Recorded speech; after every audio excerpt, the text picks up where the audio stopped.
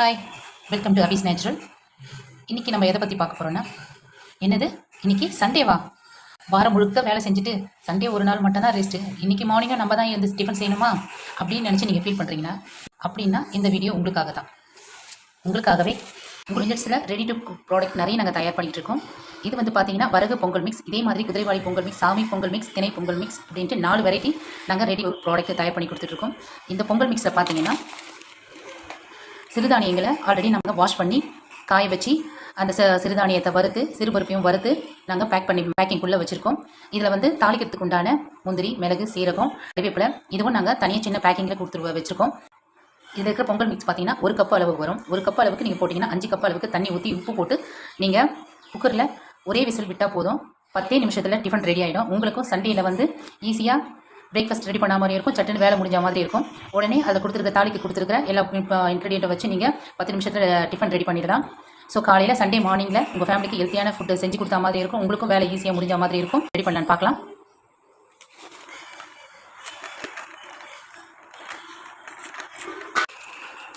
இதுதாங்க இந்த பேக்கிங்குள்ளே நாங்கள் வச்சுருப்போம். நீங்கள் ஈஸியாக 10 நிமிஷத்தில் எதுவும் பொங்கல் தயார் பண்ணுறதுக்கு உண்டான எந்த பொருளும் நீங்கள் வெளியில் வாங்க வேண்டியதில்லை. மிளகு, சீரகம், முந்திரி, கறிவேப்பிலை இது எல்லாமே இந்த பேக்கிங்குள்ளே ரெடி ஆகிடும். எப்படி செய்யுதுன்னு பார்க்கலாம்.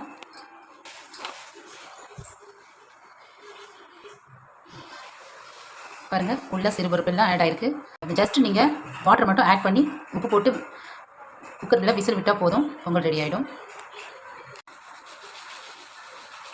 பொங்கல் மிக்ஸை பார்த்தீங்கன்னா வீட்டில் உள்ள 4 மெம்பர்ஸ் தாராளமாக சாப்பிடலாங்க.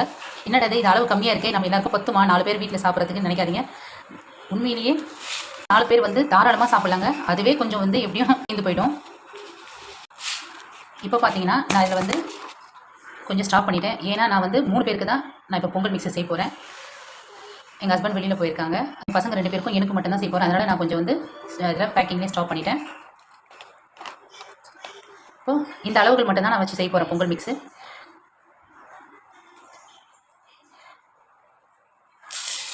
நான் வந்து குக்கரில் வைக்கிறேன், இந்த பாத்திரத்தில் வைக்கிறேன்.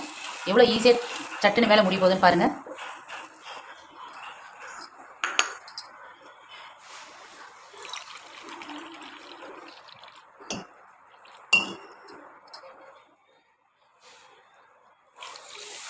ஒன்று,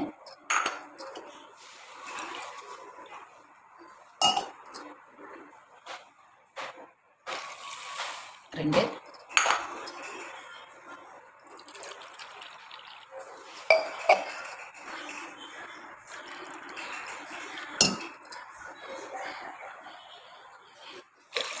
3, 4,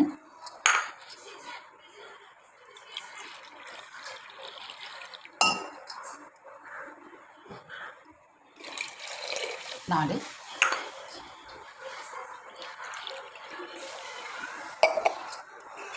சிறுதானியங்களை பொறுத்த வரைக்கும் தண்ணி கொஞ்சம் கூடவே பிடிக்குங்க.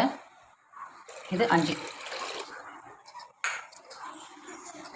தேவையான அளவு உப்பு போடுகிறேன்.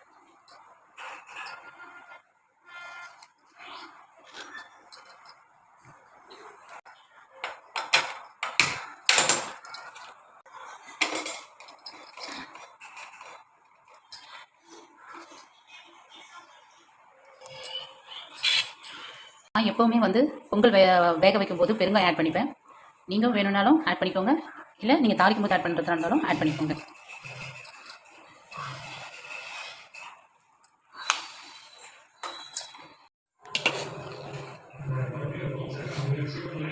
பாருங்கள், பொங்கல் ஈஸியாக எப்படி குழஞ்சி வந்திருக்கு பாருங்கள்.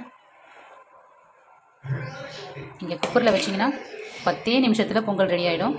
நான் இந்த பாத்திரத்தை செஞ்சதுனால எனக்கு ஒரு 15 மினிட்ஸ் ஆச்சு. நீங்கள் குக்கரை செஞ்சிங்கன்னா ஒன்லி வெறும் 10 மினிட்ஸ் மட்டுமே உங்களுக்கு வேலை முடிஞ்சிடும். இப்போ தாளிக்கிறது எப்படின்னு பார்க்கலாம்.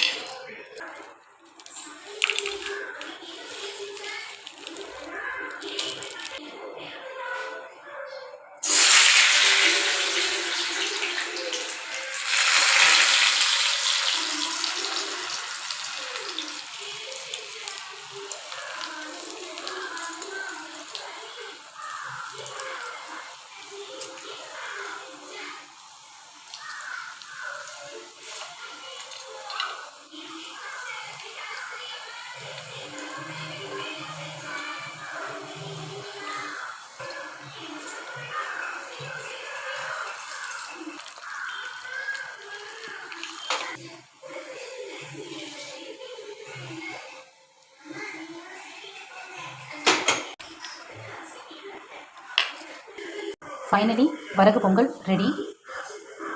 நீங்களும் சமைச்சி செஞ்சு பார்த்துட்டு எப்படி இருந்ததுன்னு கமெண்ட் பாக்ஸில் மறக்காமல் கமெண்ட் பண்ணுங்கள். தேங்க்யூ. உங்களுக்கும் இந்த சிறுதானிய பொங்கல் மிக்ஸ் வேணும்னு நினச்சிங்கன்னா ஸ்க்ரீனில் தெரிகிற நம்பருக்கு நீங்கள் ஆர்டர் பண்ணி வாங்கிக்கலாம்.